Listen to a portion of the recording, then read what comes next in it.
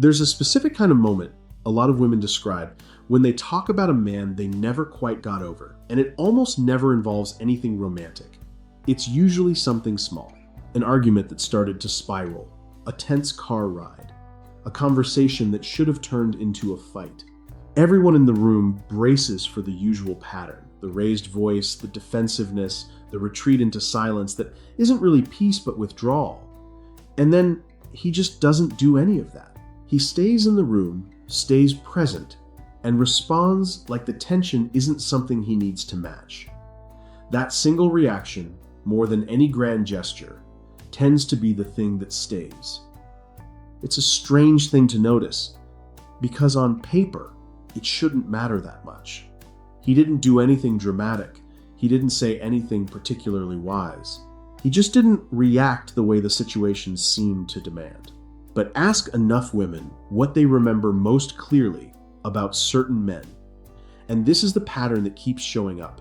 Not the compliments, not the plans they made, not even the good days. It's the one moment things could have gone badly and somehow didn't, because of how he handled himself. And what's strange is that most people, if you ask them directly, would assume the opposite is true, that the memorable moments are the ones full of effort and romance, not the ones where someone simply refused to make things worse. To understand why that specific kind of moment lodges itself so deeply, it helps to look at how memory actually works and what it does with an experience that doesn't unfold the way we expected. Most of what happens in a relationship gets absorbed and forgotten almost immediately. Not because it wasn't meaningful, but because it matched what we already expected. A nice dinner confirms that he's thoughtful. A kind text confirms that he pays attention. The brain files these moments away efficiently, precisely because they don't require much processing. They fit the model already being built. What doesn't get filed away so easily is the moment that breaks that model, the one where the outcome you were bracing for simply didn't happen. When someone expects an argument to escalate and it doesn't, or expects a person to shut down and instead watches them stay engaged, something closer to attention snaps into place. The mind holds on to the mismatch longer, replays it, tries to make sense of it because it didn't behave the way similar moments usually behave. Think about how ordinary memory actually functions day to day. Ask someone to describe their commute from 3 weeks ago, and they usually can't, not because the commute didn't happen, but because it looked exactly like every other commute before it. The brain has no reason to hold on to something that confirms what it already knew. Now ask that same person about the one time their train broke down and a stranger helped them figure out an alternate route. That memory stays sharp for years, even though the actual event was minor and forgettable in every practical sense. The difference was never the size of the event. It was whether the event matched what the mind was already predicting. What makes this particular kind of calm so memorable isn't simply that a man stayed composed. Plenty of people go quiet under pressure, and quiet on its own isn't unusual or especially remarkable. What stands out is a much narrower combination. Someone who doesn't escalate, but also doesn't disappear. Most people default to one of two responses when tension rises. They push back harder, matching intensity with intensity, or they retreat, going flat and distant until the moment passes. A man who stays calm without going cold is doing something that falls outside both scripts. He's not avoiding the conflict, and he's not fueling it either. He's still there, still responsive, still willing to look at her while the conversation is hard, just without the urgency most people bring into that kind of moment. Because it doesn't match either of the two outcomes someone unconsciously expects, it reads as unusual in a way that's hard to name in the moment, but easy to recall later. Picture the actual scene for a second. She raises something that's been bothering her, voice already tight, expecting him to either match her intensity or shut the conversation down before it goes anywhere. Instead, he asks a clarifying question. He doesn't rush to defend himself. And he doesn't go silent either. He just stays in the exchange, working through it the way he might work through any other problem that mattered to him. Nothing about that moment resolves the underlying issue immediately. What it does is give her a data point that doesn't fit anywhere in her existing model of how conflict usually goes, and that mismatch is what her mind holds onto long after the actual disagreement has been forgotten. There's a reason near misses on the road tend to stay with people longer than uneventful drives, and it isn't about danger alone. It's about the gap between what almost happened and what actually did. The mind seems to weigh experiences, partly by how far they diverge from prediction, and a large enough gap gets treated as information worth keeping, something that might matter for future situations. A tense moment that resolves calmly works on a similar principle. She expected one outcome based on every similar moment she's lived through before, maybe with other people, maybe in her own family growing up, and instead she got something different. That divergence is what gets encoded more strongly. Not the calmness by itself, but the fact that the calmness showed up exactly where she wasn't expecting it. It's why the memory can outlast dozens of pleasant, uneventful days that came before or after it. Pleasant and expected rarely competes with unexpected and resolved.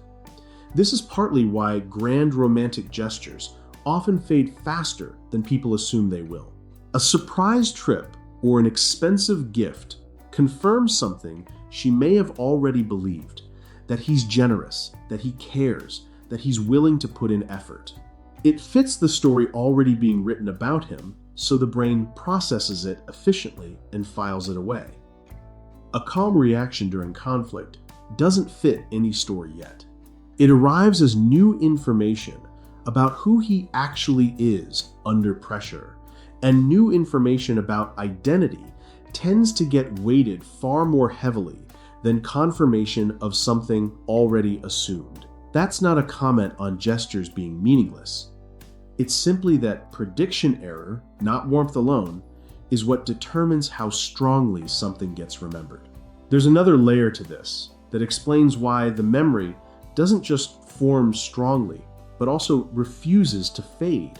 Not every unexpected moment gets stored with the same intensity. The mind seems to prioritize emotionally charged prediction errors over neutral ones, treating them as more likely to matter for the future. A tense conversation carries real emotional weight already, since the stakes feel personal and the outcome feels uncertain while it's happening. When that emotionally loaded moment also breaks the expected pattern, the two effects compound each other. The emotional charge signals that the moment matters, and the broken prediction signals that the moment is new information. And together they push the memory into long-term storage, instead of letting it fade the way ordinary days do. This is part of why a single 10-minute conversation can outlast months of otherwise pleasant time together. It wasn't 10 minutes of information. It was a moment the brain flagged as unusually important.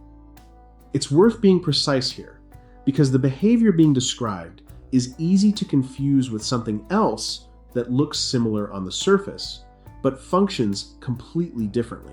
A man who goes silent because he's overwhelmed, who withdraws to avoid the conversation entirely, isn't offering presence. He's offering absence, just a quieter version of it. The difference shows up in whether the connection stays intact. Someone who's actually engaged during a tense moment is still listening, still responding, still willing to be affected by what's being said, even while staying steady. Someone who's shutting down has effectively left the room, even if his body is still in it. Women tend to sense this distinction quickly, even if they can't always explain it in words. One version feels like being met. The other feels like being left alone with the problem. Only the first one tends to become the memory that lasts. The tell is usually in what happens right after the tense moment ends. A man who is genuinely present will often circle back later, unprompted, and mentioned something specific from the conversation, a detail that shows he was actually processing it in real time rather than just waiting for it to be over. A man who went quiet to protect himself rarely does this.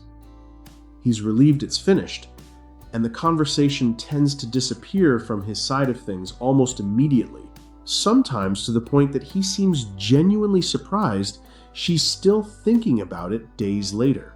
That aftermath is often more revealing than the moment itself, because it shows whether the calm was a form of engagement or simply a more socially acceptable form of checking out. There's also a version of this that shows up outside conflict entirely, in ordinary moments of uncertainty. A canceled plan, an awkward silence at dinner, bad news delivered badly, the same pattern applies. It isn't really about arguments specifically. It's about what a person does whenever the emotional temperature of a moment rises unexpectedly, and whether their default response is to manage their own discomfort or to stay oriented toward the other person while things feel uncertain. Conflict is simply where this tendency becomes most visible, because it's the situation that most reliably strips away performance and reveals whatever a person actually does under pressure. It also helps to rule out one more misunderstanding, because this pattern is sometimes mistaken for simple agreeableness. A man who stays calm because he genuinely has nothing to push back on isn't demonstrating steadiness. He's just avoiding disagreement altogether, which is a different behavior with a different motive. The version that actually gets remembered involves real friction. He may disagree. He may hold a position she doesn't like. He may say something that isn't comfortable to hear. What makes it register as steadiness rather than passivity is that he can do all of that without the emotional volume rising, without needing to win, without needing the conversation to end a certain way before he can relax. That combination, honesty without escalation, is much rarer than simple agreeableness, and it's the actual reason the moment feels different from anything she's experienced before. What eventually becomes clear is that the moment people remember isn't really about the argument, or the tension, or even what was said. It's about what didn't happen the way it usually does. A man who stays calm without disappearing gives someone an experience their mind has to work a little harder to explain, and that extra effort is exactly what makes it stick. It isn't a technique, and it isn't something that can be performed convincingly if it isn't real. Because the moment someone senses it's an act, the whole thing collapses back into something forgettable. What actually gets remembered is a version of steadiness that costs something, patience under real pressure, presence in a moment that would have been easier to abandon. That's not a personality trait someone can claim for himself. It's something other people notice, almost always after the fact, once they've had time to realize how differently that moment could have gone. That same pattern, though, raises a slightly different question, one this video hasn't fully answered yet. If a single moment of steadiness can lodge itself this deeply, what happens over the course of an entire relationship built around that kind of presence? Why does the memory of someone like this tend to outlast the people who came after him, sometimes for years? That's really a question about a different kind of psychology, less about the moment itself and more about the person underneath it, which is exactly where the next lesson picks up.